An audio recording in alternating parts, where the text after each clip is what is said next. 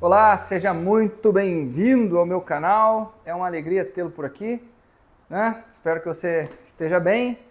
Eu estou muito bem, obrigado. Comece se inscrevendo aqui no canal e ativando o sininho que eu vou ficar muito melhor, tá legal? Porque a tua fidelidade ao canal e ao conteúdo me deixa muito feliz, tá bem? Agora veja só. Existem, essencialmente, no ser humano, duas vontades distintas, o que nós poderíamos chamar de uma vontade baixa e de uma vontade alta.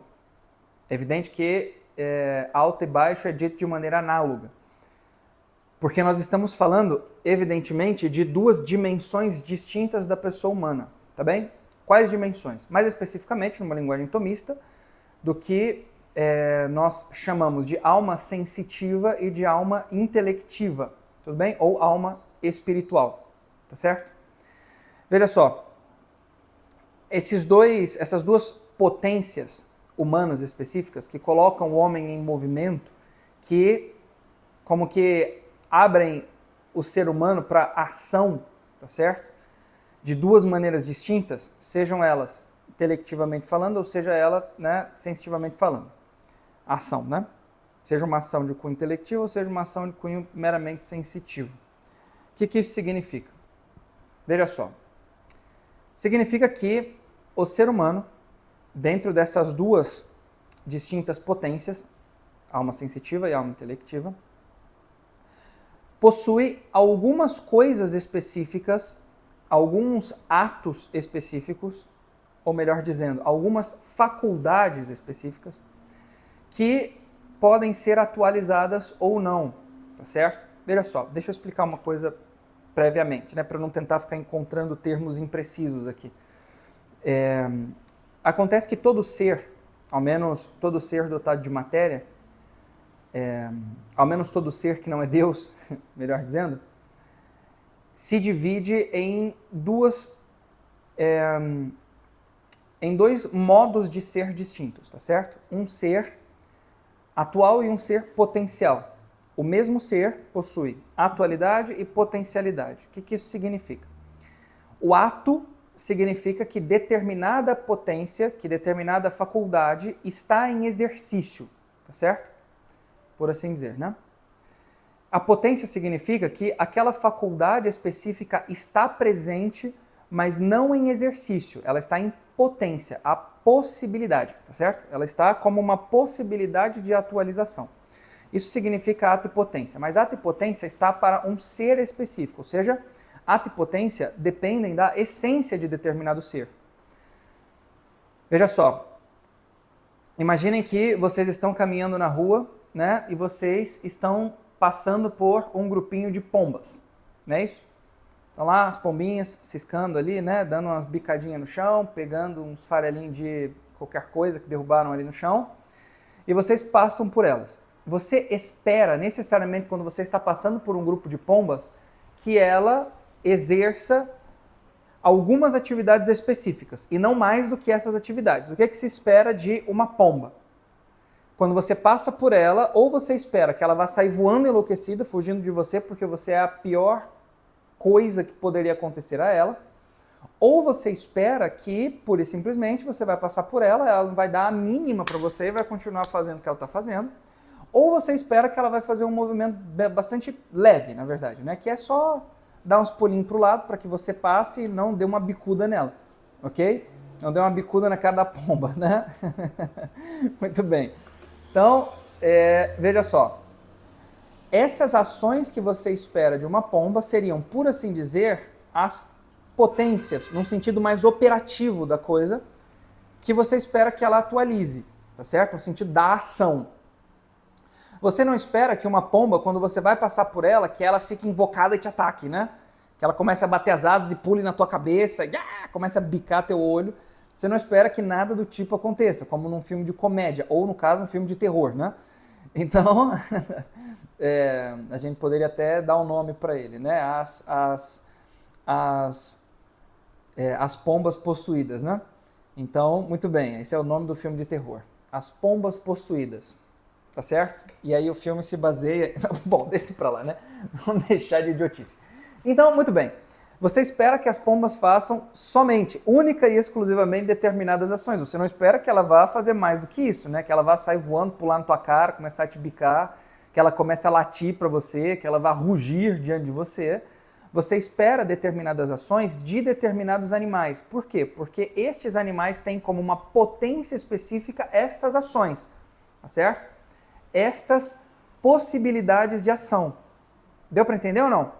E essas possibilidades de ação distintas, elas são então aquilo que estes animais específicos irão atualizar. Deu para entender?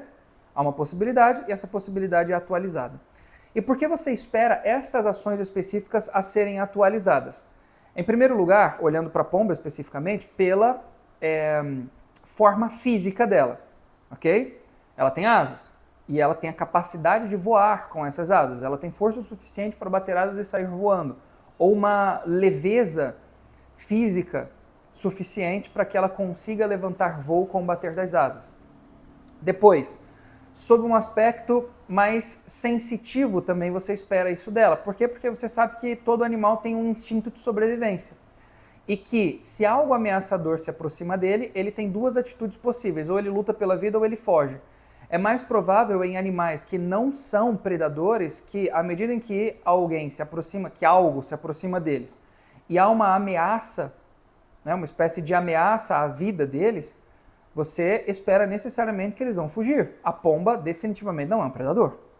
Ou você discorda de mim, né? Então você espera que ela vá fugir, tá certo?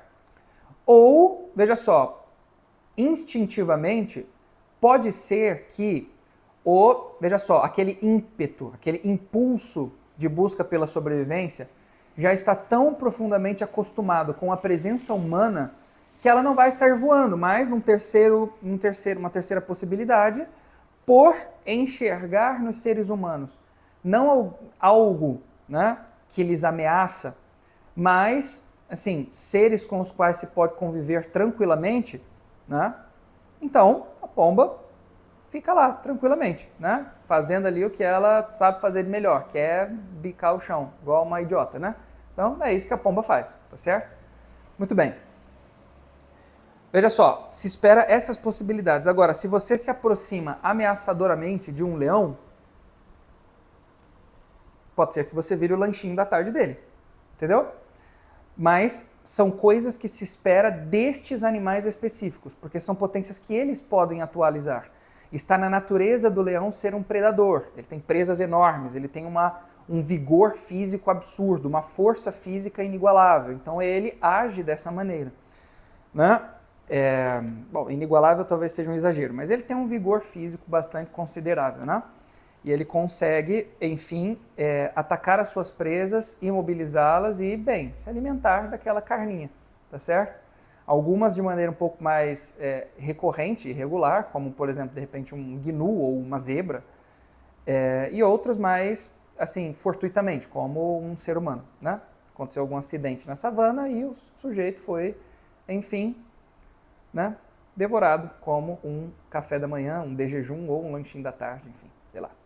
Muito bem, seria mais engraçado se não fosse trágico, mas são potências específicas que se espera desses animais. Deu para entender o que eu quis dizer aqui, né? Então, o que é potência, o que é ato de determinados seres.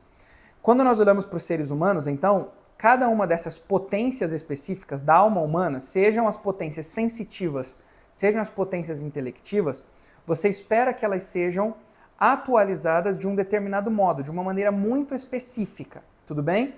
E eu vou me delimitar a tratar mais especificamente do que eu usei no início, no sentido análogo, como vontade superior e vontade inferior, tá certo? Ou uma vontade do alto, uma vontade de baixo, tá certo? Essas duas vontades, elas estão submetidas ao seguinte, veja, se eu falo de potências sensitivas, eu tomo a minha alma sensitiva aqui como um objeto de análise, eu estou necessariamente falando sobre uma potência que será atualizada em decorrência do contato com determinados objetos externos a mim. Deu para entender? Por quê? Porque eu estou falando de potências da alma sensitiva, de potências sensitivas. O que isso significa? Significa que ela precisa sentir alguma coisa. Caso ela não sinta, ela pura e simplesmente não poderá ser atualizada de maneira nenhuma. Deu para entender? Ou seja, a minha vontade inferior, essa vontade de baixo, que está associada, atrelada ali à minha alma sensitiva, ela depende de estímulos externos, ela depende de objetos alheios a ela mesma para que ela seja atualizada. Muito bem, estou falando em termos abstratos e dando definições. Como um exemplo, seria basicamente aquilo que nós falávamos sobre a pomba e o leão. Eles agem de acordo com o objeto que se lhes apresenta. A pomba vai formar um grupo em torno de algum farelinho, ou de um pão, ou de, enfim, milho, sei lá o que jogam para... Assim, alguns grãos que joguem para a pomba numa praça, por exemplo, a partir do momento em que aqueles grãos lhes são apresentados. No início de janeiro, nós viajamos para o Rio de Janeiro, né? Para casa dos meus sogros. E aí nós fomos à praia, lá na Barra da Tijuca. E aí, nós estávamos na Praia da Barra, né? E aí nós fomos lá, a gente foi, na verdade, para o Recreio, perdão. E aí nós estávamos lá na praia, e aí aconteceu o seguinte, que, enfim, tinham algumas pombas voando por lá, ali ciscavam em um cantinho, depois em outro, e assim por diante. E aí a gente estava com as crianças e as minhas filhas ficaram meio apavoradas com o mar, né? A Teresa estava meio agoniada, não queria ficar muito ali, estava meio chorosa, então a gente deu um jeito de tornar a coisa um pouco divertida. Teresa, vamos jogar um biscoito para pomba. Aí jogamos um biscoitinho lá, né? Não sei, não lembro qual era o biscoito, mas a gente jogou um biscoito para pomba. Aí veio uma pomba toda torta, meio tadinha, parecia que tinha levado uma surra de um monte de outras pombas. Era uma pomba meio, assim, né? E aí ela começou então a dar uma beliscadinha lá no biscoito que a gente jogou para ela e depois começaram a chegar várias outras pombas. E aí se juntaram um monte ali de pombas, né? Ou seja, instintivamente elas estão em busca de um alimento para a conservação da sua vida. Quando isso lhes é apresentado, quando há um objeto externo que lhes estimula, tá certo? De tal modo que elas sentem como se, puxa vida, encontrei o que eu estava procurando, elas vão até lá e começam a dar uma bicadinha. E todas se juntam lá. Ou seja, é necessário que um objeto externo estimule os seus sentidos internos para que elas, né, enfim, tomem uma atitude que é necessariamente instintiva nos animais, né, lá na planta. Um leão que está na savana, por exemplo, ele será estimulado pela presença de um outro animal, sobretudo de um animal que ele sabe que pode ser uma presa, né, uma sua presa, como um gnu. Então ele vai olhar para aquele animal, que é um animal de grande porte, né, mas que é bem carnudo, aparentemente, e o que o leão vai fazer? Ele vai, enfim, se esgueirar ali, né, entre o mato mais alto, tentando de agir de maneira um tanto quanto furtiva, e no momento em que ele perceber que a presa se tornou um alvo fácil, o que ele faz? Ele abocanha o gnu, né? O derruba e aquele gnu então se tornou um alimento, tá certo? Essa é a maneira de proceder, mas há sempre um estímulo externo quando se trata dessa vontade inferior dos nossos afetos, tá certo? Dos nossos apetites sensitivos. Quando se trata da nossa vontade superior, veja, nós devemos levar em consideração um fato muito específico. A vontade superior, ela não é reativa como os sentidos. Ela depende de um movimento voluntário, tá certo? O que isso significa? A vontade superior depende do exercício da nossa liberdade. Ela não vai de maneira nenhuma como que se dirigir a um bem sem que a pessoa, no exercício da sua própria liberdade, queira aquele bem. Mas para querer esse bem, aí tem um ponto importante. Essa vontade superior, né, nós devemos levar em consideração isso, ela é chamada classicamente, né, no sistema aristotélico tomista, de apetite intelectivo. O que significa dizer que a vontade superior, né, aquela vontade livre que está na alma intelectiva, é um apetite intelectivo. Significa que ela quer, não da mesma forma como aquela vontade inferior e meramente sensitiva, que depende de um objeto externo. Essa vontade superior, né, que é um apetite intelectivo, ela depende de, veja só, que a minha inteligência Mostre para ela, coloque diante dela o que o intelecto conheceu como um verdadeiro bem. É isso que a minha vontade superior irá querer. E aqui tem um ponto importante, que é justamente a razão pela qual estou tratando desse assunto. Para que a minha vontade inferior haja, para que ela exerça, né, o seu modo próprio de operar, o seu modo próprio de agir, ela precisa única e exclusivamente que nós estejamos aí no mundo. Às vezes inertes, parados, deitados numa rede, entende? Às vezes caminhando pela rua, às vezes fazendo qualquer coisa, entende ou não? Mexendo na rede social, trabalhando e etc. Dirigindo, ouvindo uma música ou coisa do tipo. Por quê? Porque ela depende de que nós estejamos em contato com os objetos externos. Existe um outro estágio de fato, que é quando esses apetites sensitivos, eles se movimentam, por assim dizer, em decorrência de um estímulo interior, mas um estímulo interior que dependeu primariamente de um objeto externo, que é um estímulo que vem, né, que advém do nosso imaginário, tá certo? E com o que nós temos lá dentro do imaginário. Eu vou deixar aqui no card um vídeo que eu falo sobre a formação do imaginário, tá bem? Depois você assista, clica nele aqui em cima, ele vai abrir aqui embaixo, depois você assiste, quando acabar esse vídeo, tá bom? Muito bem. Agora, voltando, né? Não tratando especificamente desse segundo estágio, aspas, né? Porque funciona de maneira concomitante, né? É meio que natural, porque o nosso imaginário não está vazio, né? Ele está sempre preenchido, então é possível que nós sejamos estimulados por ele. Mas assistam lá o vídeo que ele vai explicar melhor para você lá. Agora, aliás, eu explico nesse vídeo melhor para você. Agora, muito bem, quando nós tratamos da vontade enquanto um apetite intelectivo, enquanto uma potência da nossa alma espiritual, nós estamos tratando da vontade superior que, veja, se inclina a um bem conhecido pelo intelecto.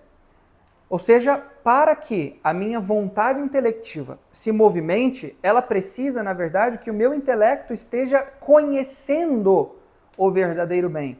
Que o meu intelecto seja ele também atualizado em suas potências próprias. Deu para entender? Veja só, se eu pura e simplesmente não formo a minha inteligência para que ela conheça o verdadeiro bem, se torna muito difícil de que a minha vontade superior domine sobre a vontade inferior. Deu para entender? E quando eu digo conhecer o verdadeiro bem para apontar para a vontade, né, e ela ser verdadeiramente forte, não só, aliás, e ela querer o bem verdadeiro, eu vou tratar da força da vontade já, né, que se dá através de exercícios. Então, para que a minha vontade, então, queira aquele verdadeiro bem, o meu intelecto precisa mostrar para ela, mas o meu intelecto precisa mostrar para ela não enquanto o intelecto de alguém que possui uma vocação intelectual e dedica a sua vida aos estudos e ao ensino, não é isso? A produção de material intelectual, como, né, este professor aqui que vos fala, ainda de maneira profundamente, né, incipiente, mas um dia a gente chega lá. O fato é que não é isso, entende? Porque a verdade, ela é assim, simples e autoevidente. Eu não preciso de uma dedicação à vida intelectual para que eu conheça a verdade. O que eu preciso, pura e simplesmente, é procurá-la. Tá certo? De novo, não como quem se dedica à vida intelectual tendo uma vocação específica a ela. Eu preciso conhecer a verdade enquanto, veja só, como que na definição de São Tomás de Aquino, o que é a verdade? A verdade é a adesão do intelecto à coisa, né? A adequação, melhor dizendo, do intelecto à coisa. Ou seja, como dizia Aristóteles, né? Vamos pegar de Aristóteles. A verdade é dizer do que é e do que não é, que não é. Eu preciso que a minha inteligência afirme que as coisas são aquilo que elas são e que elas não são o que elas não são. Eu preciso olhar para a realidade aberto ao que a realidade é. E quando eu estou aberto ao que a realidade é, ao que os fins próprios de cada uma das ações verdadeiramente são, ok? Nesse momento eu começo a dar para minha vontade bens verdadeiros. Deu para entender?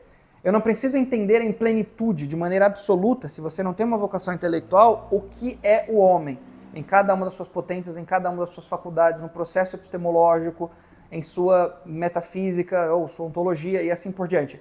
Eu preciso pura e simplesmente saber que o fim próprio, por exemplo, do ato conjugal é a união e a procriação. Eu preciso saber que o fim próprio da alimentação é a nutrição. Eu preciso saber que o fim próprio da amizade é o crescimento no amor. Eu preciso, né, assim, o amigo é aquele que quer as mesmas coisas e rejeita as mesmas coisas, né? No fundo, crescem no amor àquelas coisas juntos enquanto as buscam, enquanto rejeitam aquelas que são contrárias a estas. Eu preciso saber que, enfim, ou seja, afirmar das coisas o que elas autenticamente são. E nesse momento eu estou dando bens verdadeiros à minha vontade. E num segundo momento eu preciso exercitar a minha vontade. Como é que eu exercito a minha vontade? Eu preciso, veja, num ato de liberdade, veja só, querer aquilo que às vezes me exige sacrifício e fazer o que precisa ser feito para alcançar aquele bem específico que está no fim daquela ação, mesmo que seja um ato sacrificial, para que a minha vontade seja fortalecida e não se submeta aos afetos. Dito de outro modo, para que a minha vontade superior seja exercitada, eu preciso colocá-la sobre a minha vontade inferior. E à medida em que a minha vontade inferior me direciona a determinados atos, contrariar estes atos aos quais a minha vontade inferior está me direcionando, para que a minha vontade superior exerça a sua força e seja fortalecida, evidentemente. Deu para entender isso aqui? Então deixa aí nos comentários o que foi que você achou disso aqui. Eu quero realmente ouvir o que você tem para me dizer, espero que tenha ajudado. Me diga aqui embaixo se está ajudando ou se não. Fique com Deus, um forte abraço, não deixe de se inscrever no canal, ativar o sininho, deixar o seu like aqui nesse vídeo, que isso é bastante importante, e comenta aí, comenta bastante, porque eu realmente quero ler a tua opinião e isso ajuda. Manda para os seus amigos e valeu, até mais, tchau, até a próxima.